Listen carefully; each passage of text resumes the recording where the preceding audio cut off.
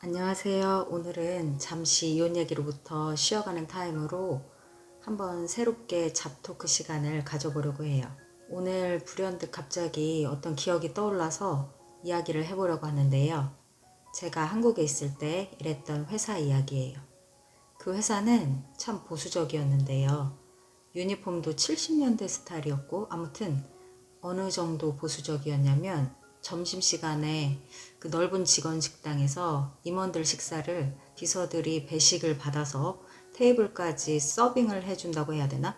외부 손님이 방문했을 때도 비서들이 자신들한테 그렇게 해줘서 꽤 당황해 하더라고요. 손이 없는 것도 아니고 발이 없는 것도 아닌데 자기 사무실에서 받아먹는 것도 아니고 무슨 모든 직원이 이용하는 직원 식당에서 그러니까 볼 때마다 좀 안타깝더라고요. 그 거만한 자세들이며 시중 들듯 굽신거리는 비서들. 그런데 그 중에 저랑 동갑이었나? 한 살 어렸나? 아무튼 사장 비서의 이야기를 해보려고 해요. 원래는 총무실 직원이었는데 워낙 똑소리나게 일도 잘하고 씩씩해서 사장 비서도 겸임하던 여직원이었어요. 그런데 문제는 사장이 좀 많이 좀 이래가지고 사장 발까지 씻어줘야 될 정도였다고 하더라고요. 한 번은 우리 사무실에 부장님한테 볼 일이 있어서 사장이 방문을 했다가 막내인 제가 커피를 타서 커피잔을 테이블에 놓았는데 손잡이가 왼쪽 방향이라는 이유로 부장님을 바로 제 앞에서 교육을 어떻게 생긴 거냐면 화를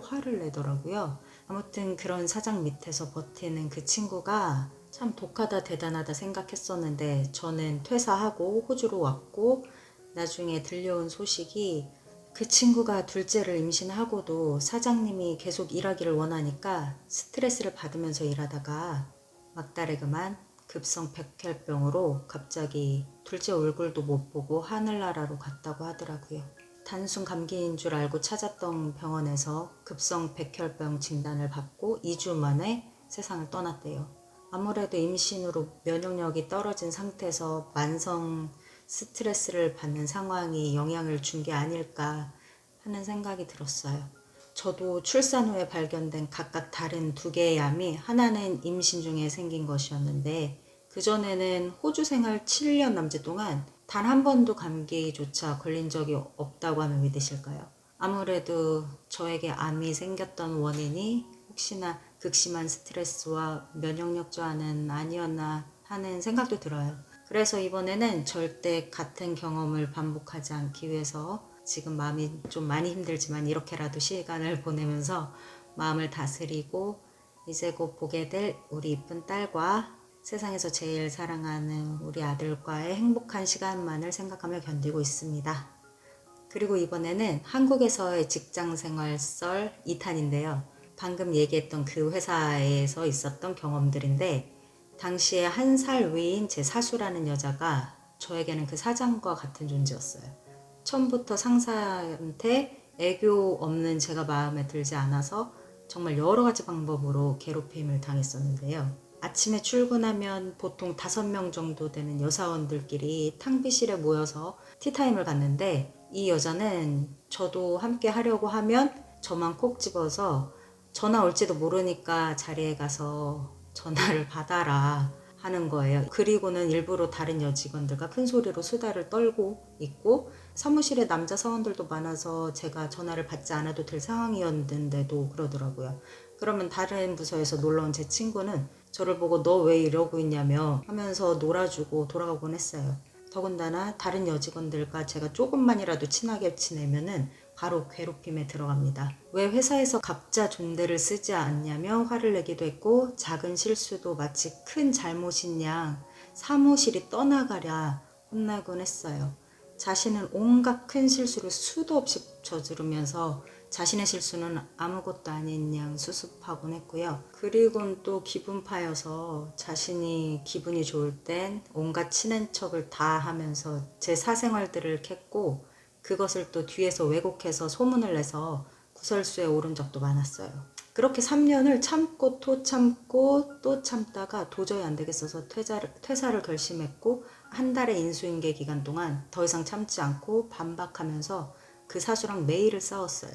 사소한 실수에 발끈하는 그 여자한테 당신은 더한 실수도 하지 않냐며 또 이 이건 내가 한 게 아니고 당신이 한 거라면 나한테 뭐가 그렇게 불만이냐며 사무실이 떠나가라 대들었더니 결국 제 앞에서 내가 뭘 그렇게 너한테 잘못했냐며 눈물까지 보이더라고요. 나중에 퇴사한 후에 들은 이야기로는 저한테 인수인계 받은 신입사원한테 저한테 한 것처럼 똑같이 괴롭히고 땡땡이는 알아서 잘했었는데 너는 이런 것도 못하냐며 화를 내곤 했다고 해요.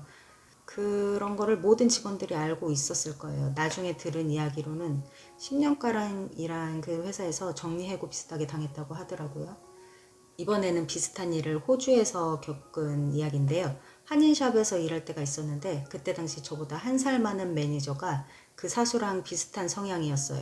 애교 많은 어린 친구들을 이뻐했고 더 우대해 주는 게 티가 났었어요.